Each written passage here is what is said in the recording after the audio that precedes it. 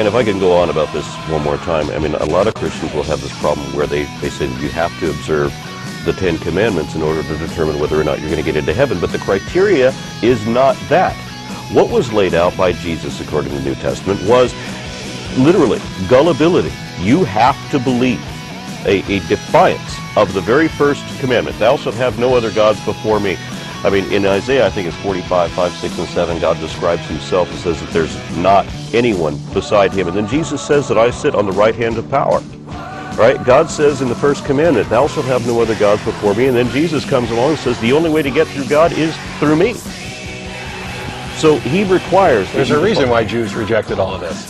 So Jesus is requiring you to break the very first commandment, and then the criteria, the only criteria, because works are like filthy rags, some interpretations of this, the only criteria to get into heaven is to believe whatever the priests are selling you. And that's it. Works don't matter. Works don't count. Blind, unquestioning gullibility is the only thing that's going to get you into heaven, because it does not matter how wonderful you are. If you didn't believe that Jesus was your Savior, then Jesus himself is going to be running you through the winepress of sinners, as he describes in Revelations. It's Jesus is doing the punishing here.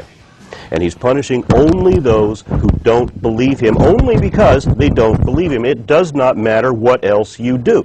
So all these people that tell me that, well, this is the moral high ground, no, it's not. It's not remotely.